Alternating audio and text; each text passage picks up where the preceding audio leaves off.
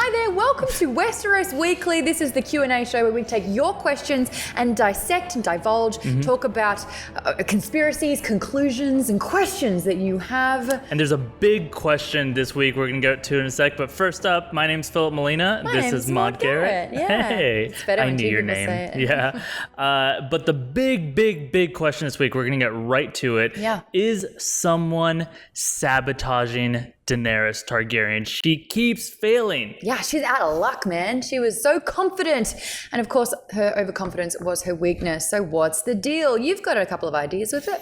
I do. Okay. So here's the thing. We kind of went into it a little bit last week, but this concept of someone on the inside working against Daenerys is starting to make more and more sense. She's got a mole or a rat. Potentially a mole or a rat. And Mole rat. You got mad at me last time when I jokingly said it could be Missandei. Yeah, I'm not happy about this. Yeah. But it totally could be, because of one particular scene I noticed this time. When Jon Snow and his boy Davos landed at Dragonstone, they had a very cordial conversation with Missandei, and it was a little bit like... It was awkward small talk, man. It felt like it was awkward small talk. Yeah. And I even was like, damn, Missandei, like, he ain't cute like Grey Worm, but, you know, you can be nice, right? But watching it again... There's a couple little clues there that I got into. Okay. First of all, he says, "Oh, I don't recognize your accent. Where are you from?" So let's remember one thing about Mr. Davos Seaworth. Yeah. Where's he been? Everywhere? Everywhere you can go. So him not recognizing her accent, not being able to place it, means, okay, you're from... there's something unusual about this, There's right? a lot of places, and usually, apart from the last couple of episodes, it takes a while to get somewhere via ship, okay? So not everywhere. He hasn't gone everywhere. He's still learning. He just learned how to read a couple of seasons ago. Anyway, keep talking. Okay, well, I'm not done because it gets worse. Because she responds and says, well, I'm from the island of Noth, you know, like you wouldn't know it kind of thing. And he's like, oh, yeah, I've heard of it. It's got the butterflies and those palm trees all over the place. And she does that move instead of like, yeah, cool. Or like, oh, no, it's not great or whatever. The way I am about Miami, where I kind of like put it down or whatever. I'm from there. Don't love it. She doesn't do any of that. Instead, she goes, So you're thinking that he's caught her out because she can't confirm nor deny about the palm trees or the butterflies. Didn't it seem a little bit like he was potentially going like, oh yeah, you know how on that island there's all those palm trees and stuff? And her reaction would tell him, okay, you know a lot about this island or not. And instead she gives him no reaction. I just thought she was just being the female boss situation that her and Dany are doing, where it's like, hey, let's be an instant bitch. Maybe it totally could that. It also could totally be not our Missandei.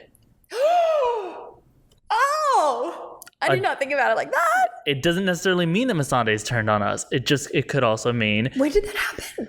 that, well, it happened when she was like, hey, Grey Worm, I'm finally ready, or something, or who knows? Where who knows? did she go? Oh Yeah. my gosh, I have so many questions And now. I'm not even going to say that it's definitely Missandei, because we do got to look at, I mean, it was a little too obvious to say it could be Varys, but this scene really reminded me that Varys is supposed to be the master of whispers. Yes.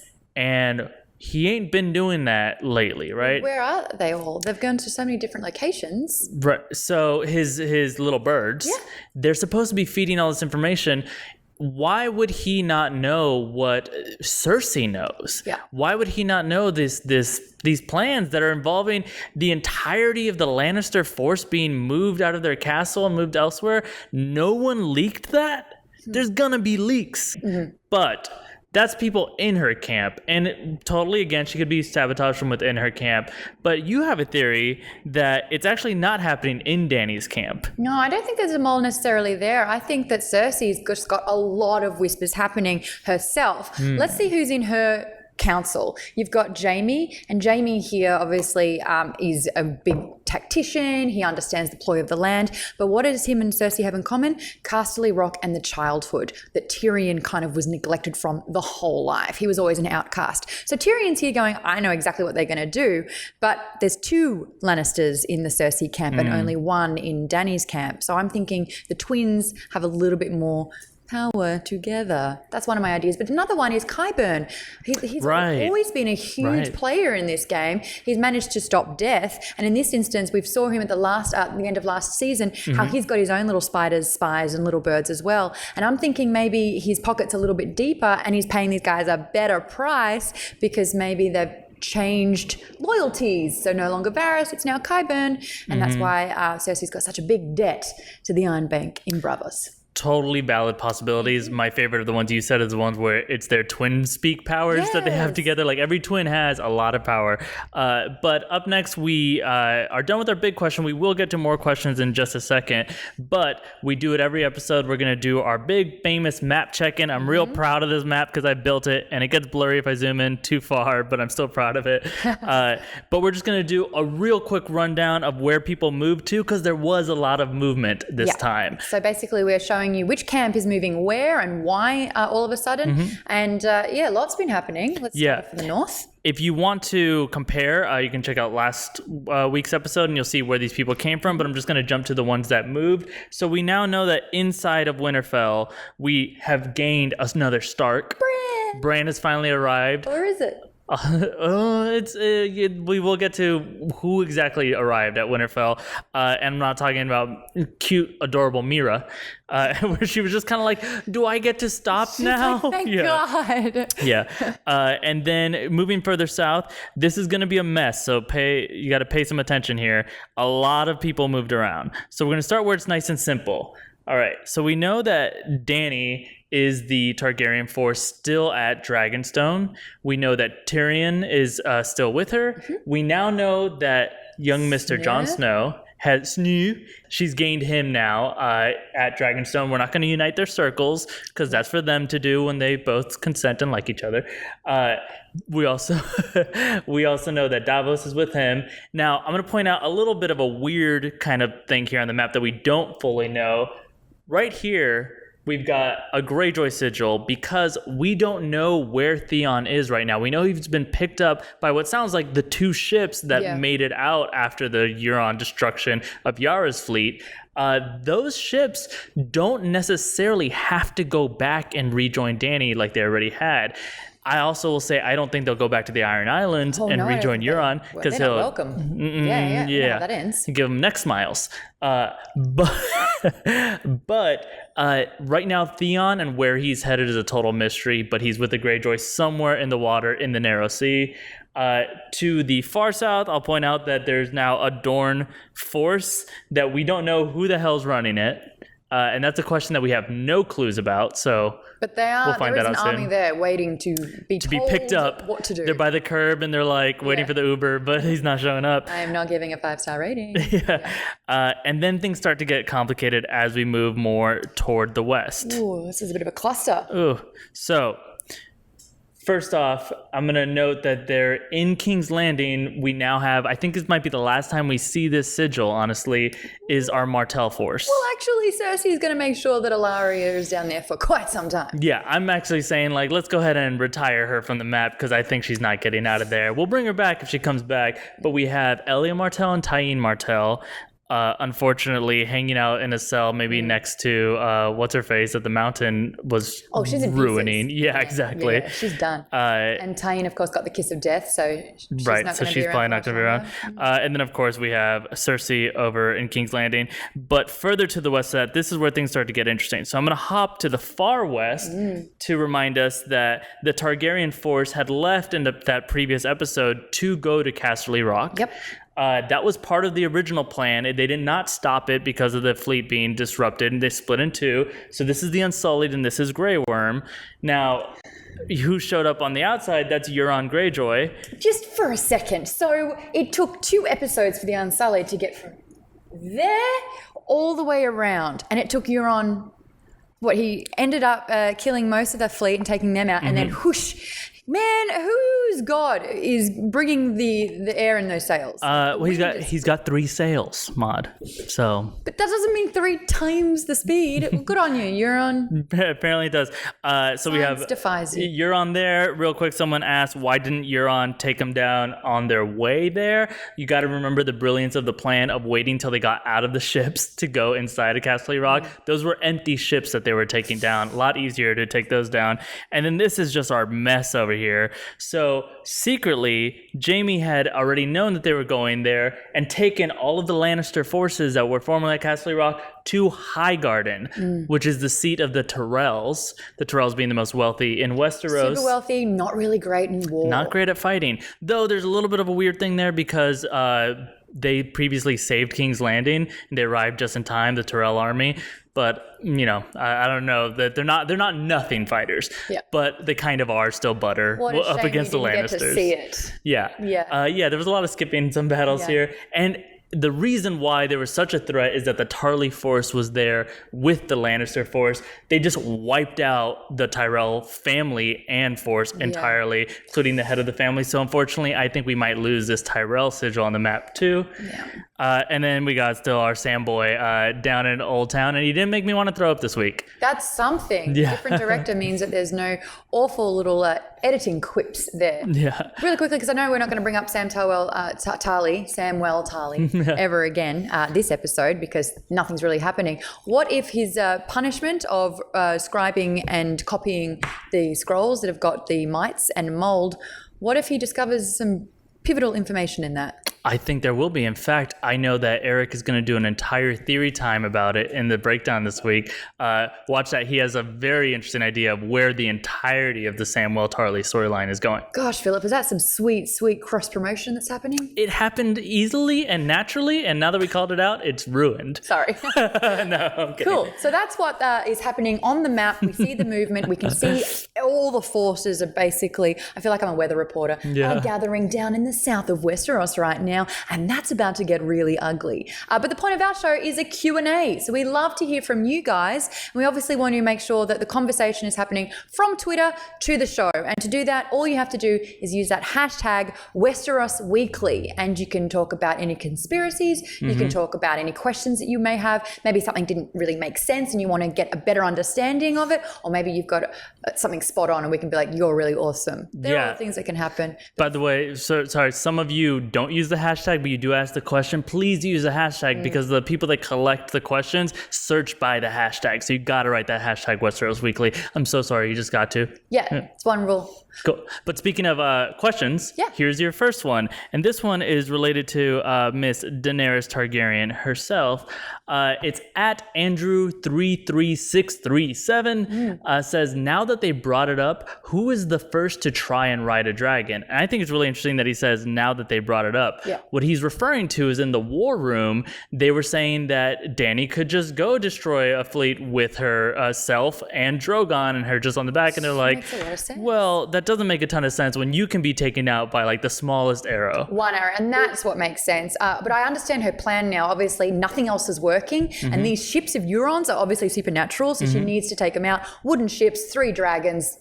It makes perfect sense, except for the fact that she is really just too valuable. So we've talked about this before, actually, of what would happen if Daenerys needed other people to ride her dragons, and a lot of our breakdowns went into theories about who the other dragon riders could be. And we specifically went a lot into the idea of Targaryens are kind of dragon whisperers and they can hop on there and they can ride.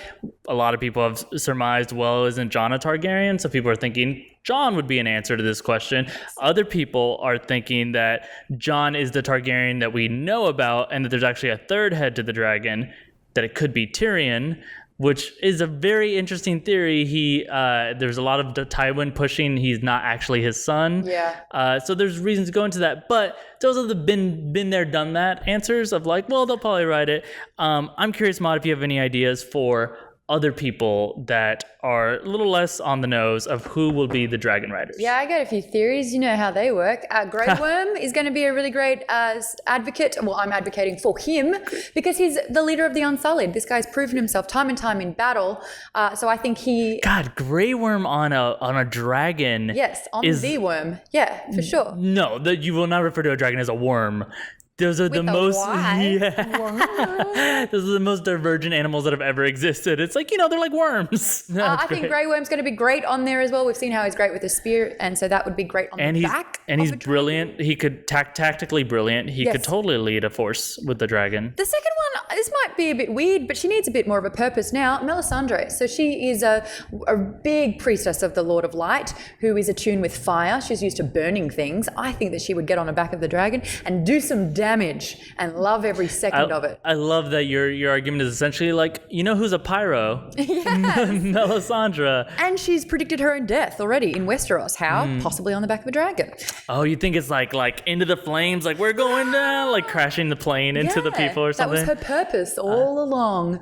And of course, girls were great on dragons, as we've established in this series too. The last one, of course, who I think will never be on the dragon, but should be on a dragon, Ghost. Jon Snows, direwolf. I just picture what was the show? Is it one of the Power Rangers where they all had the beast animals and they all connected and made like a giant beast? That's what's gonna happen. You think like it's Ghost duct taped to a dragon and it's like it's a power animal now and it's like we can't breathe. I saw the fire and ice. It applies to people. Don't wreck this for me. I love this actually because I love the image. In fact, if you guys will Photoshop or draw or do whatever you want of Ghost riding a dragon artwork. Ghost Rider. This is the Ghost Rider. Yeah, as the Ghost Rider, Ghost riding a dragon. We will feature it at the end of next week's episode. If you send that to us, #Westeros Weekly. Cool. Thank you for indulging me. All right, time for our next question. This one comes in from Zach Back, 98765432. Oh gosh. Question.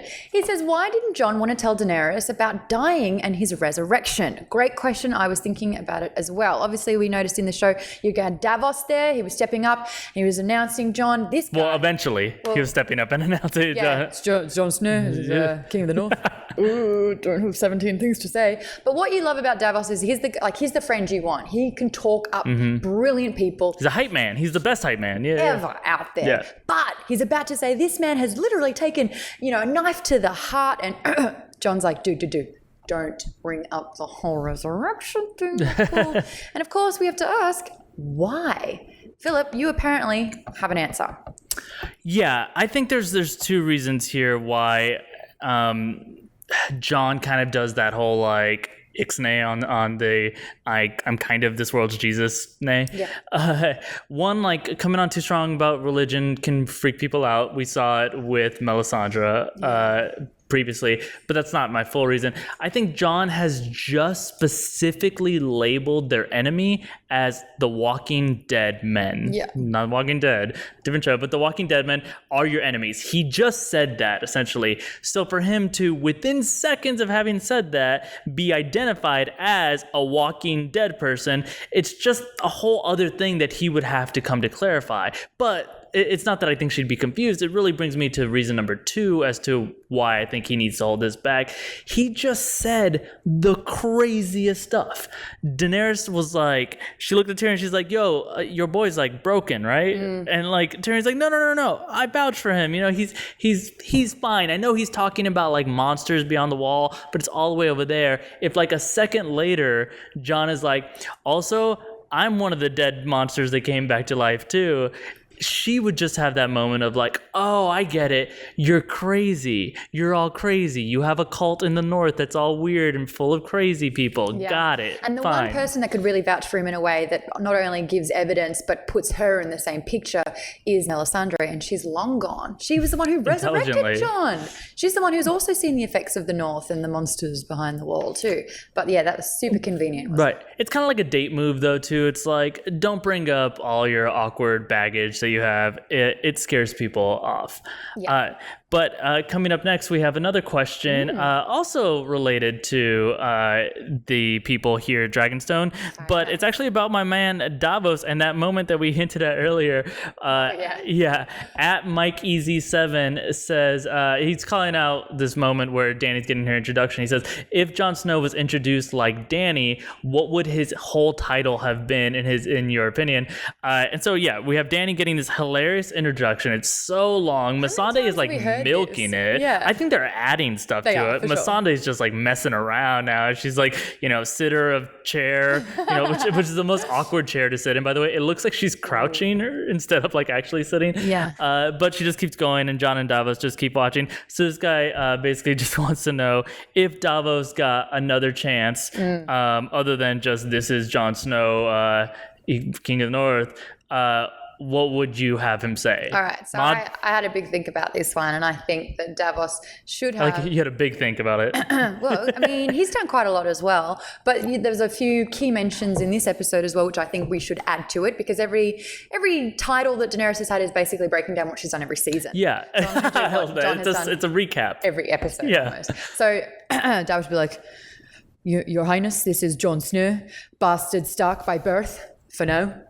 We'll get to more of that later. Father of dire wolf, not plural, just the one. Slayer of whites and walkers, but you don't believe that. Teller of truths, but you don't believe him still. Beautiful brooder, as Tyrion has just seen, and riser of death, which I'm not allowed to talk about, but he's also the King of the North, and that's what's important. Thank you very much. That was like 9 really bad accents combined. Yeah, it was. But people are going nuts in there, and they're all like wondering why he does commentary on his own titles as he goes. It's like, I shouldn't have said this one, comma, but maybe I'll try this one. If Hot Pie's going to call it the Battle of the Bastards, I know, then they can make their own commentary. That's a fair game now. All right, that question has been answered. We're moving on. We've got one from @no_where_woman.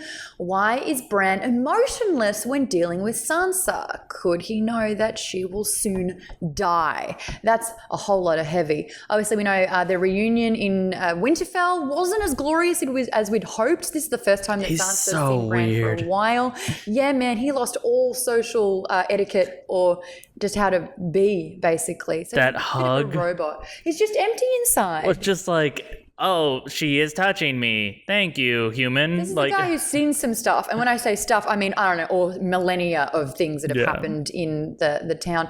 I'm sorry, in all of Westeros and Essos. Now, Sansa, you give them the hug. They want to have a little bit of powwow, a little bit of chat. Hey, how you been? Right. It's been a while. Let's head out to the Godswood.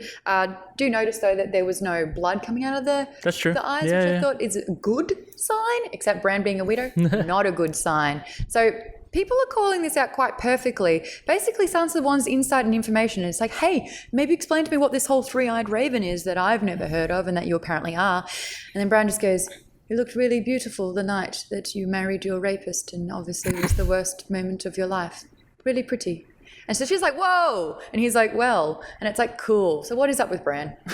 Yeah, why does he even bring that up? He's so insane in that moment. Proving a point. And he did this while coming to the wall, first of all. And he's like, how do we know you're a Stark? And he's like, I'm going to pinpoint an event that I wasn't at. And he's like, cool, weirdo, in you come. I know when your uncle. Okay, you're come through the wall. He could have said so many different things about someone. Like, hey, man, that was a killer jump that you did off the walls there when you escaped with Theon. But no. How pretty was your wedding dress when you married the worst person on the planet? He kind of hit her key point in recent history. I think that's why he went to it. It was still extremely awkward, let alone it's her little brother. It's the worst night of her life. There you go.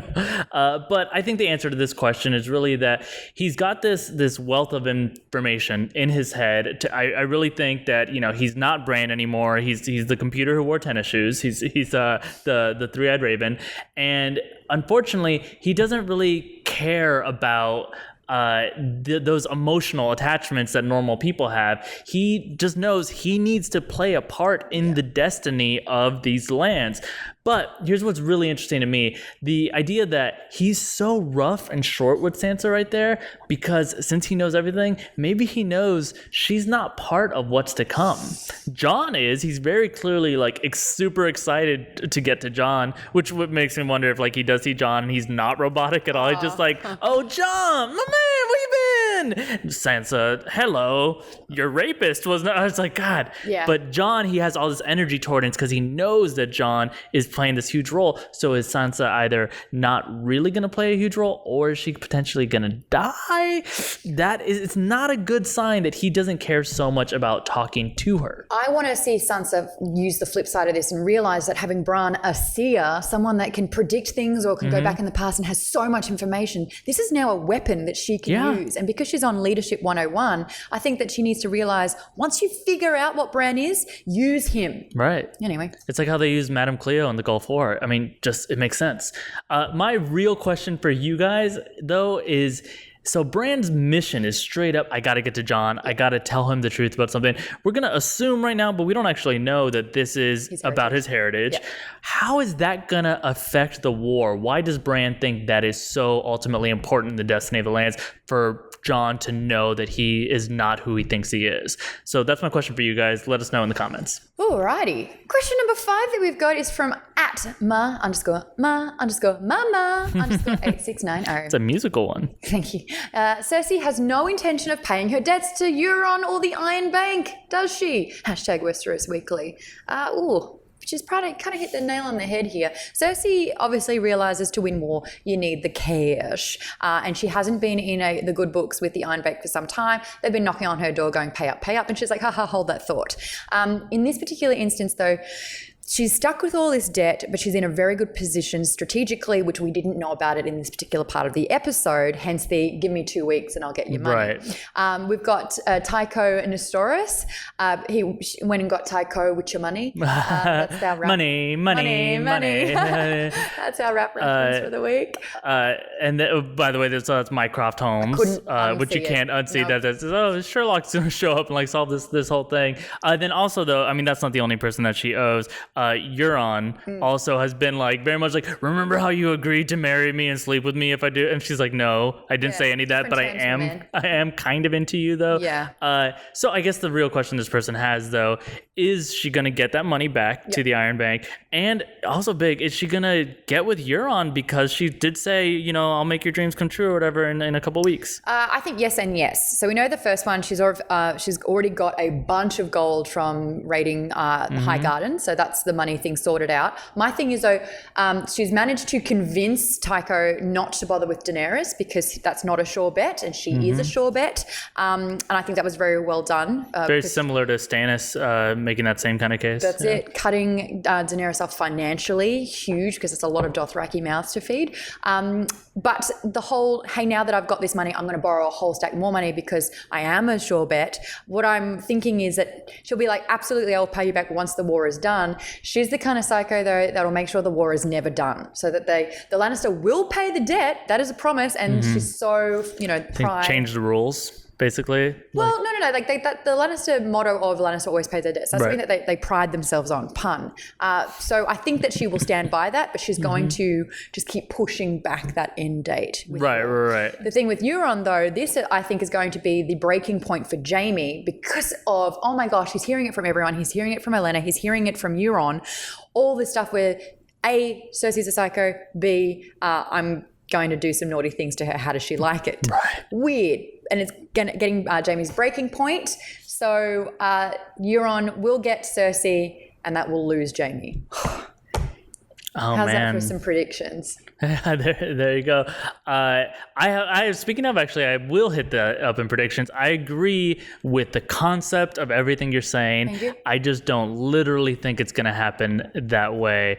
But we'll get to that in predictions pretty soon. Sure. But that's it for our main questions of this week. The real exciting part, though, the thing that you guys voted on is our power rankings. I'm really excited to get to them this week because I'm really happy about the results. For people to get to the power rankings, all they have to do is follow on Twitter, and there's a Google At New Rockstars, we'll post every single week after the episode a new link to the poll. We release it right after the episode airs, and you guys can vote. Literally any character that appeared in the episode is eligible for to win the power rankings rankings that week. Yeah. And I think that came into play this week, and I'm really excited about Big it. time. So we should just get right to them? Yeah, obviously the power ranking is the political influence that these characters have and how much they've changed the progression of where everything is going. Coming in at number 3, 6.7%, Euron Greyjoy. This is huge. He won last week. Yeah. He was the top person last week. And I know you might be thinking, well, he's still in the top 3 of all the people. But look at that number, 6.7%. It was real close between the 4th and the 5th. I mean, a lot of people were around the 5 and 6% area. Okay. Yeah. Interesting. I mean, he's won the hearts of King's Landing, but he hasn't won the power rankings this week. So coming in at number 2, Olenna Tyrell at 7.5%. Yeah. This one went out with a bang. Oh, what a power play. Oh, man. Done in the best way as well. I love that she showed up and is repping here in the power rankings of all places. We're going to talk more about her in a second, but we still do got to acknowledge, like, who's the boss babe this week? Man, her dying words is going to change the future of this show. Coming in number 1, though, now this is frightening. 61.5%. That is, I think, more than double pretty much every previous first place position we have had. And that, of Everybody course, agrees. is Cersei Lannister. She is 2 steps ahead here. I love how it was like Tyrion's going, oh, well, I've got a little backdoor entrance that they don't know about, and we're going to win this. Oh my gosh, we are so screwed. Right. Yeah. This was Cersei's best week in the series. Best week of her life, maybe. I mean, you can see that she gets off on what she did this week, and she's like, no, like, she gets revenge from Myrcella. Right. She gets the High Garden. She gets Euron's favor and the gift. She gets everything. She gets Jaime unwillingly. Kind of. It was like no means no a little bit there, but she's just like, no, I'm in charge. This is how we do it. I didn't really hear him saying no. He was no, eventually it's kind of like, all right, well, this is fun. But at first he's like, no, we shouldn't. I mean, this is nice. That's a very interesting thing. Obviously, Jaime's arc is not done at all yet. Things are going to change, and Olenna planted that seed. So Cersei's downfall, I think, could be not everything around her, but it's the one she didn't see coming. Can we talk a little bit more about Olenna, though, real quick? Yeah, we can. Yes. This is the best part of the show. And I think it's very interesting to say, for 20 years, if you're a book reader, and for 6 seasons, we wanted to see Jon and Dany come together. And it wasn't the most exciting part of this episode when it did happen. The fact that she went out the way she did, describing the way she murdered Jaime's son, is satisfying. Is absolutely satisfying, but it's also the final insult because of that part where it's like, I just want Cersei to know that. Cersei may have won the power rankings this week, but between episodes, there's a nice little raven or something, or when Jaime gets back there, she gets the last blow in. And that's such a cool way to go. Just knowing, of course you chug your thing where it's like, all right, well, thanks, you idiot. You let me die very sweetly and nicely. Why didn't she mention Peter Littlefinger's participation in any of that? I think, honestly, the best reason to say that she didn't is because it makes her look like that much more of a badass. Like, I'm the one that did it. Like, to say, like, me and Littlefinger did it doesn't quite land that same blow. Also, it's not up to her to sell out someone that she had an alliance with at some point in her going moments. It's like, you know what? I'm going to out all my stuff and my consciousness clean, and he can do what he wants. Real quick, we should, before we jump out of here, remember that just like Olenna taught us, the way to have power isn't always a traditional way. And every other week, the person who led the kill count was also the person who was on top of the power rankings, except this week, it's Mr. Grey Worm. That's right. He Grey did Worm some damage at Castle. He had one imaginary set of damage that didn't actually happen with the ladders. And then he had actual damage that he landed. But our count is around 10 direct kills from Grey Worm. With that now, spear. Again, real quick, the way we count these is on-screen kills. So literally one person killing another person. Grey Worm wins that count, but it kind of shows that just because he was able to do that doesn't mean that's power. He's still neutered as a force. That was terrible, but really good. But he is, right? It's like they have the castle and they can't do anything with it, and we won, and we have the battle, nothing. but they haven't won the war. Yeah, I wouldn't even argue they won the battle at that point. You know what I mean? Like they just pulled it all out from under it. Yeah, it's a sad thing. They got just one big participation trophy in the middle of Castle Rock, and they have that. But he didn't die, so good on you, buddy. Yeah, but we don't know if he won't, and that's one thing that we might examine next episode. So let's go ahead and give the teaser for next week a watch, and then we'll meet you on the other side with our predictions.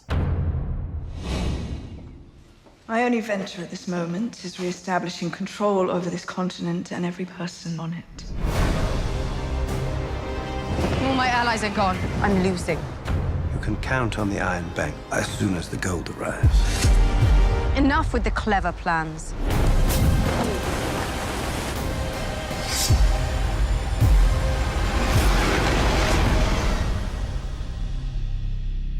Wowie, Dany looks desperate. I'm excited about what I think I saw going on in there. Man, they make those cuts so damn quick. But what is your big prediction for next week based on what we just saw there? So Dany is super, super desperate now, and Jon just happens to be there with a really good arrangement. And I'm thinking the more they get to know each other, can I cue a bounce, chicka, wow, wow. Right. That chemistry there was amazing. Oh, it's my favorite kind. Stubborn. Two stubborn energies just coming at each other. And it's Buffy like, did that the best, if you know what I'm talking about. But that's what's going to happen here. They're going to butt heads, and their ego's going to be so in the way, and they realize they're fighting for the same thing. Kiss, kiss, kiss. Oh, man. Maybe they have some fun. Oh, he is going into a cave next week, and we know he likes to do it in caves. That's true. Fantastic. And one last thing I want to make a point of is this is the second time we've seen in a preview the cat's paw dagger. So I'm thinking that comes into play somehow, whether it's Arya using it because she is fond of daggers and needles. Who knows? Ooh, I noticed something about that shot that I'm not going to talk about because you could consider it a spoiler. I'll just say you can recognize the rings holding the dagger. You're good. So go back and watch that. Yeah. My prediction for next week is based on a moment that you see in there that has a lot to do with the gold. We know everything's solved in 2 weeks when the gold gets here. I think the gold ain't coming. I think the gold is not going to make it back to King's Landing because you know what? We've had a lot of Cersei having her way. Yeah. I have a feeling that that same march that they're talking about being very difficult to make across Westeros, some version of that is going to happen with this gold, and it's going to get just chopped off in the middle because that puts Cersei in a backed in a corner position again, and that's where I love her, and that's where I think the showrunners love her. So that's my prediction for next week. The Cersei money paying off her debt plan is not going to work, and shit's gonna get real. I love it. You're right, though. She's had too much favor the last too many episodes. I want to see some comeuppance. That's a word It's I've about not time. used. We need it. No, you should use it more often. I'm always teaching you different words every single week as Yeah, well. that's so nice. Thank you so much for joining us. By the way, if you haven't subscribed to the channel, now is the time to do it. Hit 1 million. What up? Yeah, Woo! we did. That's amazing. I've got a massive Yeah. bruise on my hand for eating shit the other day. And I swore in the last 30 seconds of this show. My name is Maude Garrett. If you do want to check out more of me, just make sure you hit up Geek Bomb on YouTube as well. Give that one a subscribe too. Lots of content coming out. Well done. Oh, you've got one too. I've got a name too. It's Filup Molina. My Twitter handle is @Fimo if you want to hit me up with any direct questions. But again, save those questions, most of them about the episode, for the hashtag Westeros Weekly. You'll do it next week. But until then, I'm really excited to see what you guys come up with the Ghost Dragon artwork. Please do it for Send me. that in, and we'll see it at the end of next week's episode. Thank you so much. Bye-bye. Bye-bye.